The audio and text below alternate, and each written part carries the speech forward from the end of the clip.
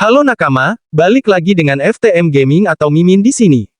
One Piece Chapter 1078 sudah hadir kali ini ke tengah-tengah kita semua nakama, jadi tanpa berlama-lama lagi mari kita lanjut bertualang. One Piece Chapter 1078 diberi judul batas waktu melarikan diri. Chapter kali ini dimulai dengan Stussy dia menggunakan denden musi pribadinya untuk berbicara langsung dengan Sentomaru. Stussy memberitahukan Sentomaru bahwa Admiral Kizaru akan datang ke Pulau Egghead. Rencananya adalah membawa kekuatan angkatan laut yang datang sebagai cadangan, karena pemerintah dunia mengambil tindakan pencegahan ekstrim, karena yang pertama adalah, isi penelitian Dr. Vegapunk sudah melampaui penemuan Pulau Ohara. Yang kedua, Pulau Egghead memiliki kekuatan pertahanan yang tidak seperti Pulau Ohara, jadi itu sebabnya pemerintah dunia sedang menggerakkan kekuatan besar mereka jauh melampaui panggilan booster call normal. Kita bisa melihatnya orang-orang mulai mengevakuasi di seluruh Pulau Egghead, dan ini mengingatkan kita semua dengan chapter 524, sangat sesuai atau paralel dengan chapter 1078, di mana saat itu sebelum perang besar Marineford prajurit terkuat yang telah menyandang nama seluruh dunia telah berdatangan satu demi satu. Berlanjut dan berpindah ke tempat lain di Pulau Egghead, di tempat kru Franky sebagian lumpuh karena sebagian tubuhnya telah menjadi batu, tetapi dia masih bisa berbicara. Pythagoras memohon kepada Snake atau Seraphim Boa Hancock agar menuruti perintahnya. Snake tidak membalasnya lalu dia menginjak-injak Pythagoras dan menyebabkan ledakan besar. Kembali berpindah dan berlanjut di tempat grup Nico Robin melakukan analisis, dan semua orang sibuk bertarung dengan Seraphim. Mungkin saja sesuatu bisa terjadi kepada Stella atau Dr. Vegapunk yang asli. Atlas mengatakan ada satu laboratorium yang telah ditinggalkan dan disegel sejak lama, lalu kemudian Nico Robin bertanya apakah Atlas dapat memandunya untuk ke tempat tersebut. Lalu cerita berlanjut dan berpindah lagi di tempat Sanji di mana saat chapter sebelumnya Sanji tiba-tiba muncul dari bangunan yang satu ke bangunan di mana Nami meminta bantuan. Dan saat ini Nami sedang memegang Vegapunk Edison di lengannya. Soul King Brook dalam bentuk hantu atau arwahnya mengatakan dia akan pergi mencari Dr. Vegapunk. Dan pertarungan Sanji melawan S-Shark atau Seraphim Jinbe kembali berlanjut. Sanji berdiri di hadapan S-Shark atau Seraphim Jinbe dan membiarkan S-Shark untuk memukulnya, tetapi Sanji tidak mengalami luka dari pukulan dari S-Shark.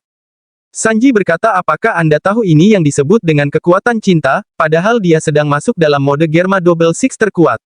Kembali berlanjut lagi, dan berpindah ke tempat kelompok Monkey di Luffy atau Kapten tercinta kita. Seraphim tidak membiarkan nyala api mereka padam begitu saja. Luffy dan yang lainnya masih belum bisa mengalahkannya. Tiba-tiba S-Hawk atau Seraphim Mihawk menghilang dari pertarungan. Rob Lucci mengatakan dia pasti telah mengubah targetnya menjadi yang lebih lemah.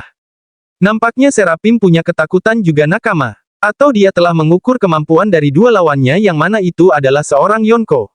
Dan juga salah satu CP0 terkuat. Kemudian cerita kembali berlanjut ke Roronoa Zoro dan Kaku mengikuti S-Hawk atau Seraphim Mihawk. Sementara itu kapten tercinta kita Monkey D. Luffy dan Rob Lucci terus berjuang melawan S-Bear atau Seraphim beruang kuma. Setelah itu narator mulai berbicara sementara kita melihat Jawerly Bonnie duduk dan menangis. Narator berkata ini semua peristiwa yang terjadi sehari sebelum insiden Egghead yang terkenal. Namun penyebab insiden ini dimulai 3 bulan yang lalu dan flashback atau kilas baru dimulai. 3 bulan yang lalu di Marijoa sebuah pesan dari Pulau Egghead pesan misterius. Orang yang memberitahu Vegapunk sedang meneliti abad kekosongan. Pemerintah dunia mengirim beberapa sandi agensi Superpol untuk mengetahui kebenarannya, sementara itu agensi Superpol tidak menemukan bukti tetapi semuanya lenyap. Berlanjut kali ini orang misterius itu diminta untuk berbicara secara langsung kepada Gorosei. Setelah percakapan Gorosei yakin bahwa Vegapunk mengkhianati mereka, jadi dia para Gorosei mengirim CP0 untuk menghilangkan Vegapunk, atau melenyapkan Vegapunk, salah satu anggota Gorosei untuk memutuskan untuk pergi ke sana, dan dirinya bersama dengan Admiral Kizaru serta pasukan laut dari semua basis kelautan. Kekuatan besar menuju Egghead sekarang sudah pada skala yang sama dengan sebuah perang, lalu kemudian narator kembali berbicara, kita dapat melihat Gorosei Saturn, Admiral Kizaru, Wakil Laksamana, dan beberapa lainnya. Yang mirip dengan para marinir yang tiba ke Marineford saat sebelum perang terjadi, dan narator kembali berbicara kesimpulan insiden Egghead, pada hari berikutnya akan mengejutkan dunia dengan cara yang tidak ada yang membayangkannya, kita menemukan siapa pengkhianat di halaman ganda terakhir di chapter kali ini.